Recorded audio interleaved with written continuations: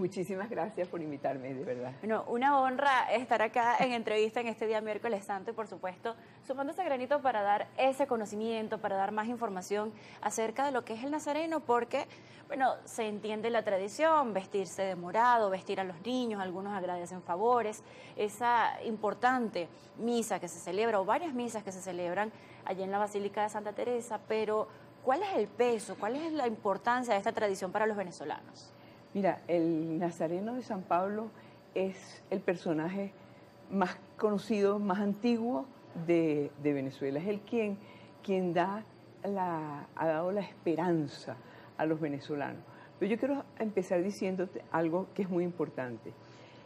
La estatua del Nazareno, la figura del Nazareno, nosotros como católicos no adoramos a la figura, adoramos a lo que eso representa a Cristo, pero nosotros somos seres sensibles, entonces necesitamos imaginarnos, necesitamos ver, necesitamos tocar, y por eso está la imagen del Nazareno. Es una imagen que llegó en el siglo XVII, o sea, estamos hablando de 1679, y llega desde España y la llevan a una capillita muy importante en un momento determinado que se llamaba San Pablo el Ermitaño. Era un santo que se quería mucho.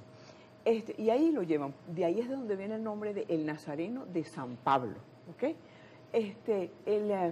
Pero este Nazareno, como 20 años después de haber llegado y de que la gente iba y le rezaba, ocurre algo que es que llega un barco con gente llena de peste, con una peste espantosa. Los caraqueños empiezan a tener todos esta peste, empiezan a morir, la gente a morir. No había médicos suficientes, no había remedio. Entonces, ¿qué hacen? Deciden, mira, vamos a pedirle a Dios, ¿ves? Y sacan la figura del Nazareno. El Nazareno es alguien que une, la figura del Nazareno, por lo que representa. Repito, no adoramos a la figura, sino lo que representa la figura. Entonces lo sacaron por las calles y en una de esas, en la esquina de Miracielos, la cruz, que es tan alta, pegó contra una mata de limón y se cayeron los limones y la gente empezó a hacer la conocida historia del limonero asociada porque también dentro de lo que son las creencias y por supuesto la práctica de fe, bueno, uno le pide a Dios el que cree, ¿no? Siempre con el respeto de quien cree y quien no cree, y cada uno en alguna deidad tiene sus costumbres, pero por supuesto siempre está en la práctica, en lo humano, dicen, bueno, yo le pido a Dios, pero dicen, bueno, el cielo no se va a abrir y va a bajar Dios y te va a decir, tómate este jarabe, tómate esta medicina. Entonces, viene la anécdota del limonero a través de esta explicación de que siempre hay alguna manifestación de Dios a través del uso de los humanos, de las personas que están, bueno, acá en lo terrenal y en lo cotidiano. Vamos a hablar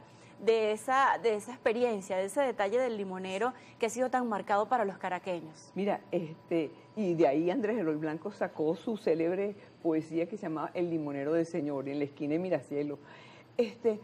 La gente empezó a hacer jugo de limón, y efectivamente el limón curó la peste. Entonces, la fama de milagro, de pedirle al Nazareno como el representante de Dios, pues mira, creció enormemente, y de ahí en adelante la fe en Dios como Nazareno, ¿ves? Pero fíjate que es bien interesante entender que el Nazareno representa el sufrimiento, representa el dolor. Cuando tú le ves la carita espectacular que tiene, porque es una talla de escultura absolutamente fabulosa, está hecha en una madera muy especial que es de Sevilla, en España, y el artista fue alguien verdaderamente fabuloso, porque son unos detalles increíbles. Pero cuando tú le ves esa cara plácida, pero al mismo tiempo sufriente, de dolor, con sangre, con sudor, tú te puedes identificar. Y nosotros, lo que pasa es que nosotros los venezolanos hemos tenido una historia muy llena de dolor a lo largo de que somos Venezuela. ¿Qué se le pide? ¿Qué se le pide al Nazareno? Porque, bueno, entendemos que a nuestro nuevo santo, José Gregorio Hernández, bueno, se le pide salud, se le pide sanación, se le pide curación. Hay quizás algunas otras representaciones de algunas imágenes venerables, algunas figuras, y bueno, a cada uno se le pide algo. Algunos piden por la familia, por el matrimonio, otros piden por un empleo, otros piden por la reconstrucción o la unificación de algún núcleo familiar. Cada uno se le pide algo específico, pero para que puedan conocer más acerca de esta tradición del nazareno, ¿qué se le pide al nazareno en particular? El nazareno nace curando a la gente, o sea, su devoción se propaga curando justamente a la gente. Entonces se le pide salud, se le pide por cualquier cantidad de necesidades que tú puedas tener, eso se le pide al nazareno. Es más, el venezolano tiene una fe tan arraigada en el Todopoderoso, que es Dios, que le pide y le ofrece: si yo me curo, me visto de nazareno. Entonces, la cantidad de nazarenitos, bueno, si se cura mi hijo, si se cura, yo lo voy a vestir de nazareno. Bueno, pero se viste también la mamá o el papá. La cantidad de personas vestidas de morado, ¿no? Es increíble. Siempre. Y nosotros vemos, fíjate, pero es que no es de ahorita, sino que es de todos los tiempos. En 1821, antes de la batalla de Carabobo, por ejemplo, José Antonio Páez, estando ya en Achagua, en el estado Apure, se estaba preparando el ejército para ir a la batalla de Carabobo. Y entonces, ¿qué hace? Entra en la iglesia y había un nazareno pequeño ahí y le dice: mira, nazareno, si yo gano la batalla, si nosotros ganamos la batalla, si logramos la libertad de Venezuela, te prometo vestirme de morado. Oye, y además de todo te prometo traer una imagen. Y efectivamente, al ganar allí, él mandó a pedir a España una imagen gigantesca, es una imagen de 1,80 m, con una cruz de casi 3 metros. El nazareno carga la cruz. ¿Cuál es el peso de esta escultura tan reconocida, no solamente en Venezuela, sino alrededor del mundo? Pero esa es la de Achagua. Esa es la de Achagua, es la de Achagua. Y José Antonio Páez se vistió de ahí en adelante todos los miércoles santos de morado. Te digo que es una devoción que es tan grande, de patriotas, de no patriotas, de gente sencilla. Pero cuánto pesa, no sé, no te sabría decir exactamente cuánto pesa, pero es una imagen pesada, es una imagen que, como está incorporada así, lo que te está diciendo es: estoy caminando contigo, camino con los venezolanos. Profesora, ¿qué puesto ocupa quizás en el orden de importancia o de estas celebraciones religiosas más reconocidas o más conocidas en Latinoamérica? Por ejemplo, recientemente estuvo la celebración de la Divina Pastora en el estado Lara, y no solamente es reconocida en Venezuela, sino también en diferentes partes de Latinoamérica por el número de seguidores, de creyentes que tiene esta representación de la Virgen de la Pastora, por supuesto. Pero ¿en qué orden de importancia se encuentra el nazareno? El más importante. Es increíble, el nazareno es lo más importante, porque hay algo que es muy característico de los venezolanos, ¿no?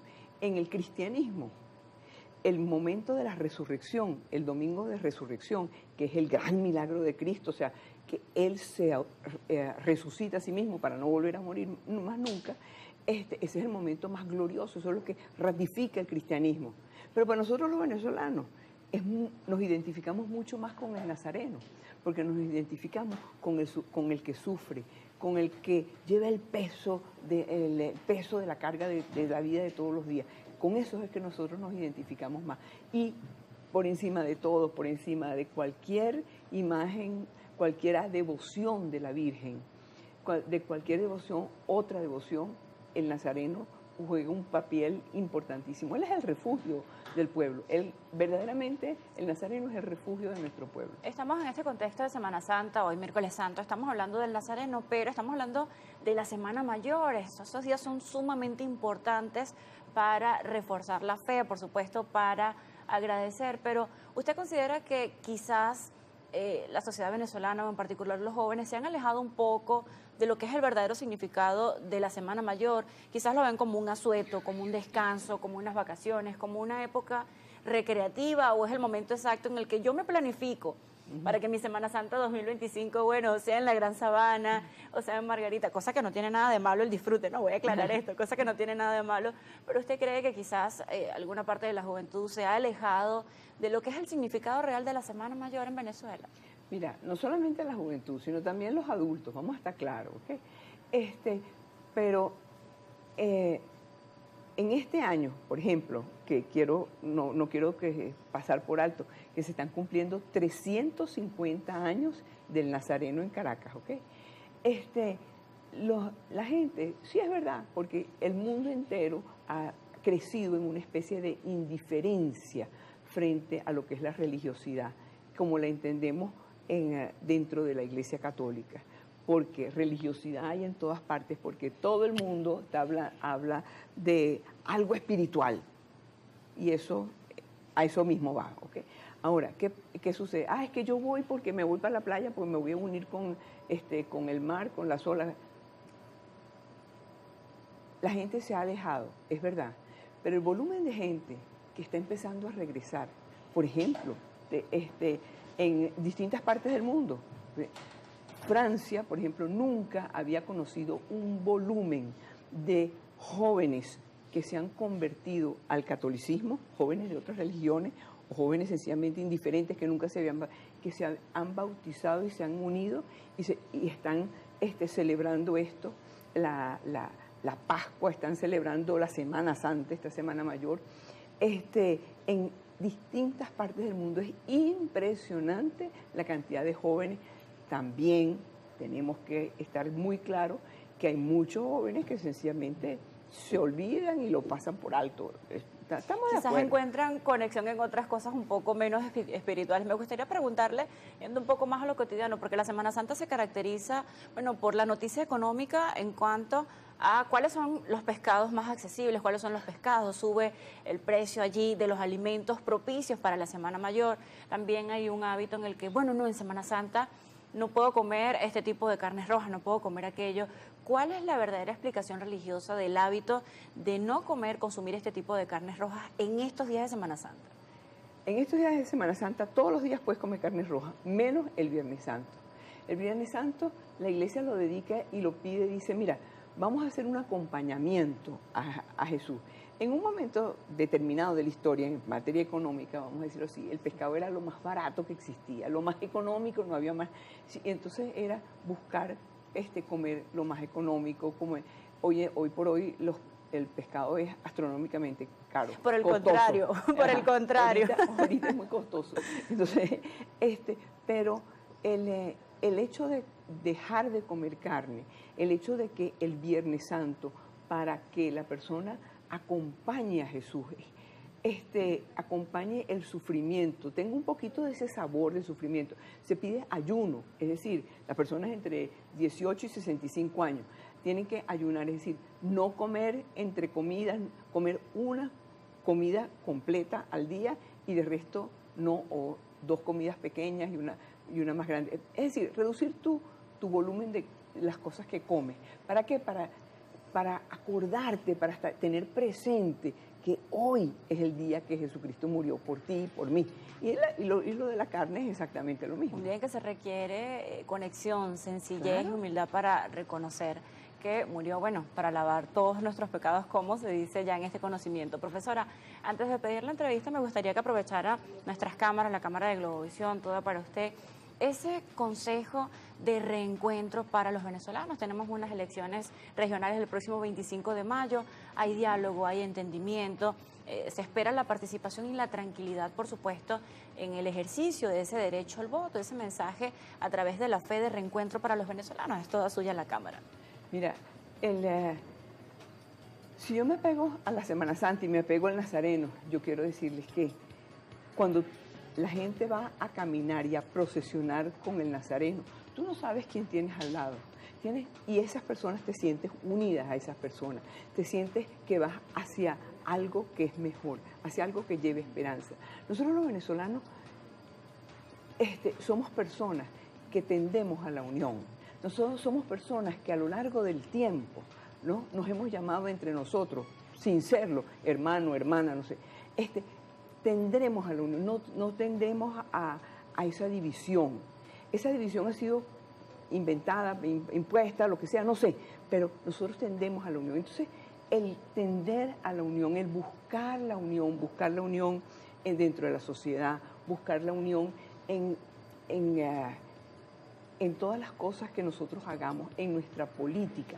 Todos somos políticos, amigos, todos. ¿Por qué? Porque vivimos en lo que es la polis es la ciudad. Entonces no nos podemos despegar de la política, tenemos que formar parte, tenemos que hacer. Y mientras esa política construya bien común y construya bien para todos, no para mí, sino para todos, Esa política es la que nosotros tenemos que empujar, la política de la solidaridad. Tenemos que empujar el que si yo estoy bien, es porque también hay otros que están bien. Pero si hay otro que está muy mal, yo no estoy bien. Entonces, el propiciar la libertad, propiciar esa solidaridad, esa unión es importantísima, no solamente para nosotros los venezolanos, sino en el mundo entero.